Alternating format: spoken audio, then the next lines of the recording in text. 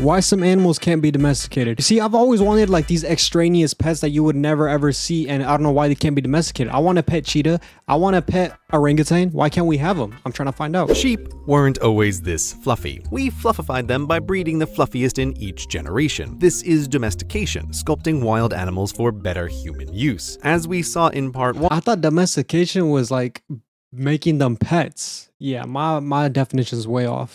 For early man, animals were powerful tools: food, clothing, transportation, tractors. Yet though there were animals everywhere, only a handful were domesticated in the pre-modern world. What made these different? Let's make a domestication checklist. I'm gonna say that they're not violent. They are not like hunters or they're not like hunters. They don't hunt prey, and they probably can't kill us humans. We could knock it down with our own bare hands if we had to. Cause like you can't domesticate a lion no matter what you do. Like what are you gonna do? Breed it until it's like extra small, or breed it until it doesn't have sharp teeth? I don't think these are possible. And what would we use a lion for, or a cheetah, or unless you want just a random special pet?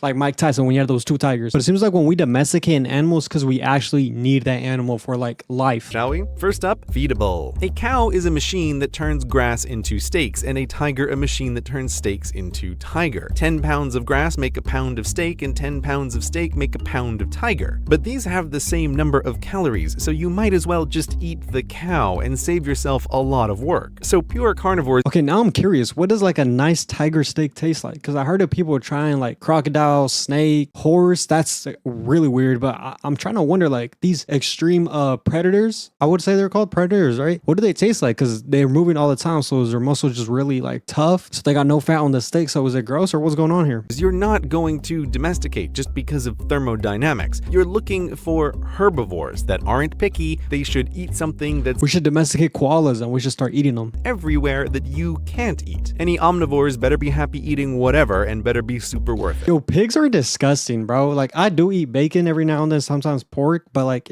they're actually disgusting creatures. I don't even care what anybody says. I understand why some people abstain from eating pork because it's extremely gross. They are disgusting creatures, but you know, the bacon tastes good, so I can't hate on it. And vegans, shout out y'all. We are, however, putting the pig before the pen here because first we need to catch something that's friendly. Okay, obviously catching a carnivore is a bad idea anyway because their day job is murder, but plenty of omnivores like grizzlies moonlight in murder. No safety in vegetarians either. Buffalo are terrifying tanks for all the reasons mentioned before. Hippos hold the murder high score. Yo, talking about grizzly bears, I remember seeing Joe Rogan saying he ate some bear meat. I think he might have some type of disease, because what I read is that bear meat has so many parasites in it. Like, y'all ever seen the videos of the bear with the long ass like parasitic worm stringing out his butt? Like, that is disgusting. Bears got so many parasites in them, so if you eat it, you're probably gonna die. In Africa, giraffes look real dorky until you consider their striking range. Lions mostly leave them alone. Animals it would be awesome to domesticate are not coincidentally super dangerous. War bears would be a hell of an advantage for your tribe, but it's not going to happen. And if it's big and not dangerous, it's a nervous wreck. Try sneaking up on a gazelle? Rhymes with LOL. Sure, you and a team of buddies could spend the whole day marathon jogging it down to exhaustion, but if it doesn't break its own neck as you try to drag it back home, then it's going to casually leap out of whatever pen you built for it. Okay, next up. Some animals have reproductive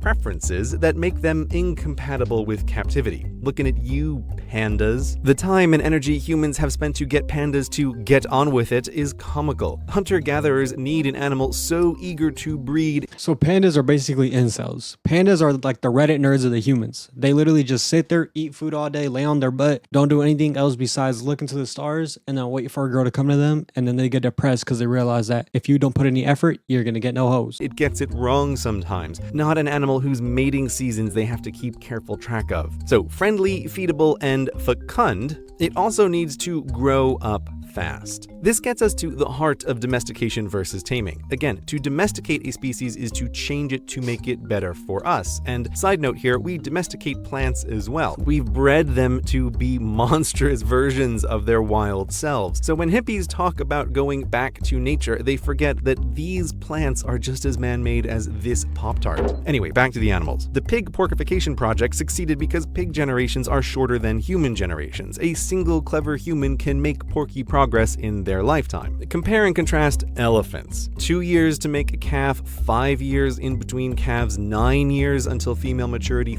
15 years for males. I mean, sure, the life cycle is way longer, but if you get like a huge like cycle of it going, by the time one goes out, another one comes in, another one comes in, it's like you'll get a repeating cycle. You won't have as much volume of product, but why don't we try eating some elephants, bro? They're friendly. I mean, if they step on you, you're gonna die, but they're somewhat friendly. We could, domesticate them, or we could just be like cool with them. We could use like the Dumbo strategy and fly with them or something. But, and by the way, I'm totally joking. I do not want to eat any of these animals. I'm just like, putting these thoughts in my head for no reason. You've got to be kidding, elephants. There's no time for this. But humans can still tame elephants. Didn't humans domesticate other humans in multiple time periods? You can catch an elephant and train it not to freak out around humans, then put it to work, but elephant domestication would require accurate records over several human lives. Never mind that keeping 1 or 2 tamed elephants around is incredibly costly, which is why war elephants only happened on occasion in already complex societies. Tame elephants are a luxury, hence this rule of thumb. If it's on a farm, it's domesticated. If it's in a circus, it's tame. Finally, families. Okay, zebra versus horses. Horses are civilization game changers. It's remarkable to think that from I heard that zebras are just mixed horses. They got a black dad and a white mom. thousands BC until the telegraph, a dude on a horse was the best internet available. Horses were domesticated in Eurasia, but humans started in Africa, which has zebra. Why didn't the first humans ride out of Africa on the backs of zebra to conquer the world? Because zebra are bastards. They live to kick and bite, dangerous in a pre-penicillin world, and zebra also have a ducking reflex, making them very frustrating to lasso. In addition to being a real pain in the ass animal, zebra lack a family structure. Horse herds hierarchy. You can see it when they travel in a line. The male, top female, her foals, second female, her foals, and so on. Bro, horses are so beautiful, man. That literally reminds me of the movie Spirit. That's such a great movie. It's a movie that's so sad, but it's about a horse and his journey, and then his owner or something dies. I don't know, but they're such beautiful creatures, man. I want to buy a horse when I get older. Humans, by capturing and taming the lead male, become head horse. Lots of barnyard animals are barnyard animals because they have family values humans exploit. They just grow up with the idea that the word exploit is a strong word here. I don't think the word exploit is what he's looking for. I think it's more like we take advantage. No, not take advantage of. That's also exploit. That sounds worse. We just use them for their benefits. Like, bro, it's not that crazy. They're animals. We're humans. We're better. He's probably right, because cheetahs exploit the fact that gazelles aren't big and strong, so they just kill them easily. this human is a funny sort of take charge cow or whatever. No big deal. Chickens will peck until they've worked out who's top chicken. But you know who's really top chicken? We're top chicken. Dogs and cats, this is what makes them different. Dogs will love you and defend you and hunt with you because you're part of the pack. Dogs live to be useful to us, which in the modern world means falling over to play dead, but they love it. Bang.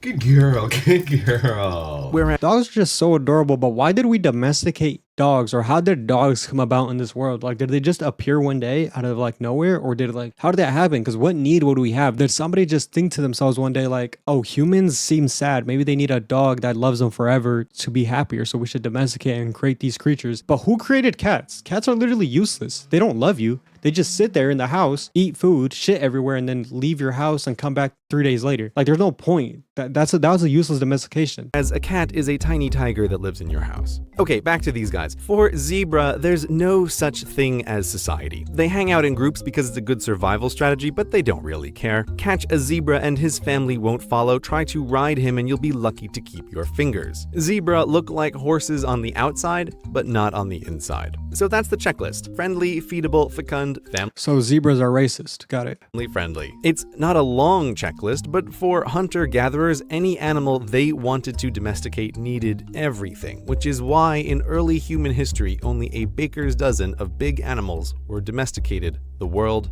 over.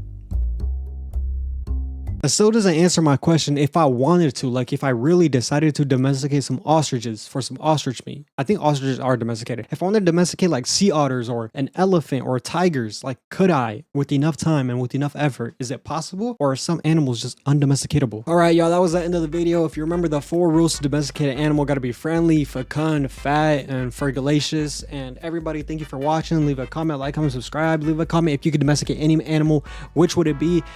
Make sure to tell your best friend you love them today. Bye.